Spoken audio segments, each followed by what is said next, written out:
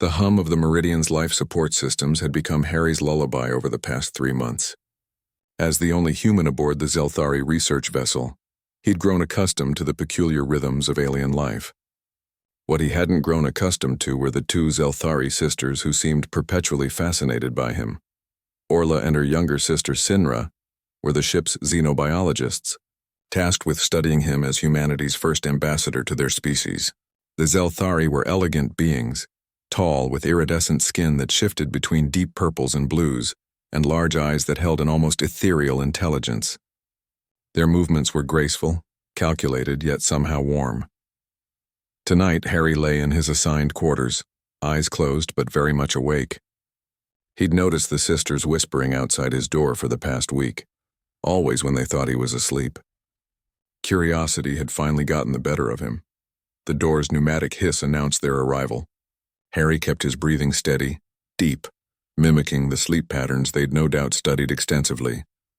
"He's definitely sleeping," Sinra whispered in their melodic language. Harry had been fitted with a neural translator his first week aboard, allowing him to understand every word. "Good," Orla replied, her voice carrying that authoritative tone she used during their official sessions. "We can finally proceed with the experiment."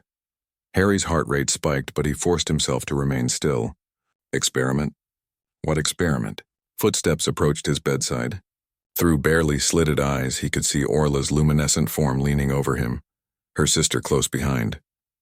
"Are you certain this is scientifically necessary?" Sinra asked, a tremor of uncertainty in her voice. "Absolutely," Orla insisted. "Human emotional responses to physical affection remain poorly documented. We must gather data." "Physical affection?" Harry's mind raced. "What are they planning?"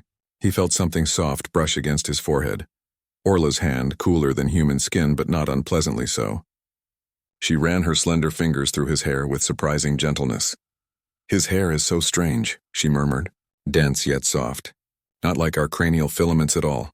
"Sister, your bio-readings are elevated," Sinra observed with scientific detachment.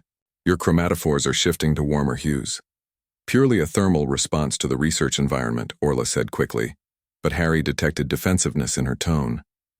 Sinra moved closer. "May I? For comparative data?" Harry felt another hand join the first, both sisters now gently examining his hair, his temples, tracing the curve of his very human ears. Their touch was clinical yet tender, curious yet careful. "His species is so fragile," Orla whispered. "No exoskeleton, no natural armor, no enhanced musculature. Yet they've survived and thrived." "They're remarkable," Sinra agreed. "He's remarkable." There was a long pause. Harry could feel their presence, could sense them leaning closer. "Sister," Sinra finally said, "I must confess something. I don't believe my interest in Subject Harry is purely scientific anymore." Harry nearly broke his facade. "Subject Harry?" "Sinra."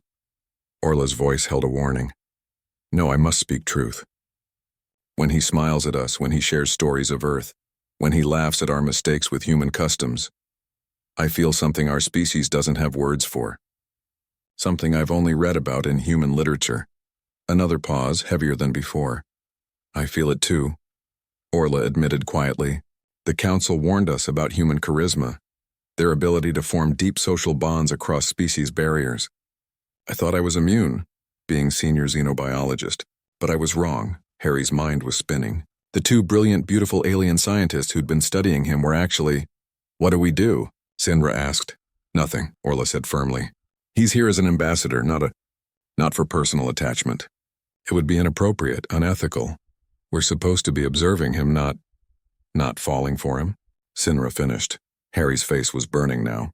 He was certain they could detect the heat. His surface temperature just increased significantly, Sinra noted. "Sister, I think—" "He's waking," Orla hissed. "Quickly!" They withdrew their hands and Harry heard rapid footsteps retreating toward the door. But he couldn't maintain the pretense anymore. His eyes opened, catching them just before they reached the exit. Both sisters froze, their skin flashing bright pink. An emotion he'd learned indicated embarrassment. "Harry," Orla stammered. "We were just—" "Conducting routine observations." He sat up slowly, running a hand through his hair where theirs had just been.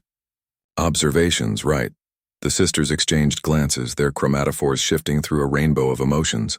How long were you awake? Sinra asked, her voice small. Harry smiled gently. Long enough.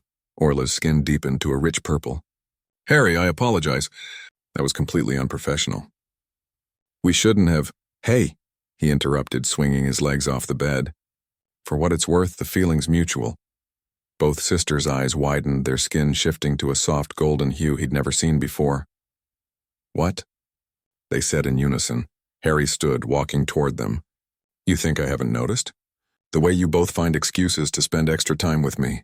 How Orla always makes sure I'm comfortable, or how Sinra laughs at my terrible jokes. How you both taught me your language not just for science, but so we could really talk. He stopped before them, looking up slightly to meet their eyes. I'm only human, literally. And you two are brilliant, kind, fascinating people who happen to be from another world. I'd be an idiot not to feel something. Sinra's hand tentatively reached out, and this time Harry took it.